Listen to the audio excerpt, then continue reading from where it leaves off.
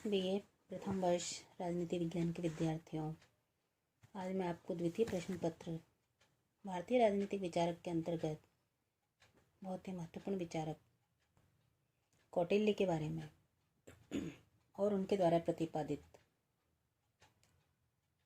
राजा और राजपद से संबंधित धारणा बताने जा रही हूँ।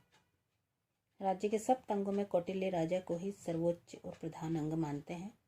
वे राजतंत्री शासन को ही सर्वोच्च स्थान प्रदान करते हैं और उनके अनुसार शासन की सफलता राजा की शक्ति और योग्यता पर ही निर्भर करती है।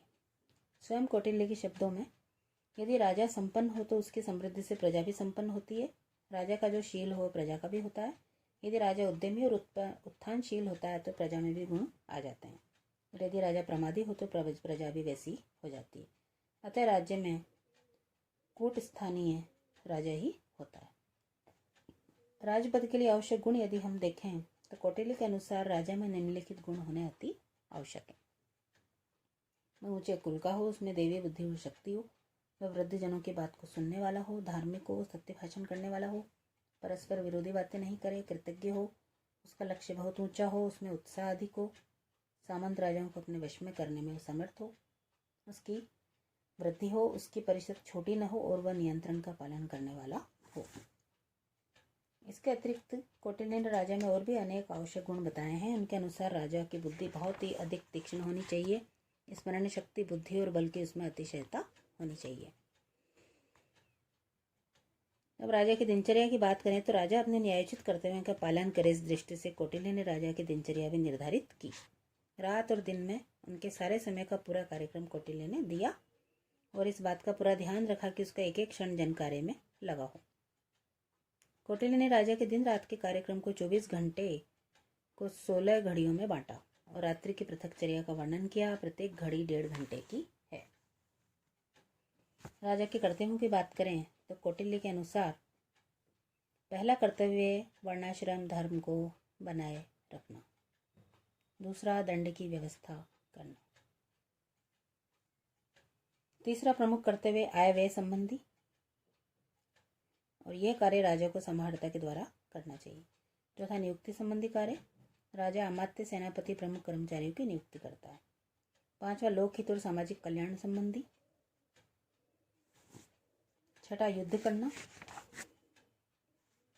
तो इस प्रकार से राजा के द्वारा उपयुक्त सभी कार्यों का संपादन लोकहित की भावना से ही हमेशा किया जाना चाहिए। अब एक प्रश्न उठता है कि क्या कौटिल्य का राजा निरंकुश है या राजा की सत्ता पर नियंत्रण भी लगाए गए थे। तो हम देखते हैं कि कौटिल्य ने राजा की सत्ता पर नीतिगत, संस्थागत और अव्यावहारिक प्रतिबंध लगाए। पहला था अनुबंधवाद, यानी समझौते का नियंत्रण। कौटिल्य के अनुसार मनुष्यों ने राजा की आज्ञाओं का पालन करने की जो प्रतिज्ञा की, उसके बदले में राजा ने अपने प्रजाजन के जन धन की रक्षा का वचन दिया था। दूसरा धार्मिक नियम, रीति और नीतियां। तीसरा मंत्री परिषद की सत्ता। चौथा जनता और जनमत का नियंत्रण। और पांचवा राजा का व्यक्तित्व और शिक्षा व प्रशिक्षण। तो वस्तुतः कौटिल्य ने राजतंत्र का समर्थन और इस व्यवस्था में राजा को पर्याप्त शक्तियां जो देने का कार्य किया है वह प्रजाजन के हित को दृष्टि में रखकर ही किया है। श्री कृष्ण राव ने ठीक लिखा है कि कौटिल्य का राजा अत्याचारी नहीं हो सकता, चाहे वह कुछ बातों में स्वेच्छाचारी रहे, क्योंकि वह धर्म शास्त्र और नीति शास्त्र के सुस्थापित नियमों के अधीन रहता है। इसी बात को स्वीकार करते हुए B.A. सैलेटोर ने भी लिखा है कि वह अपना राज्य और जीवन खोए बिना यूनान के अत्याचारी राजाओं जैसा नहीं बन सकता, क्योंकि भारत में जनता ऐसे राजा को सहन नहीं कर सकती थी। यद्यपि राजा का पद सर्वोच्च था, किंतु न तो वह जनता से पृथक था, न ही उसके लिए विदेशी ही, और वह जैसा चाहे जनता के प्रति व्यवहार करने के लिए स्वतंत्र नहीं था। धन्यवाद।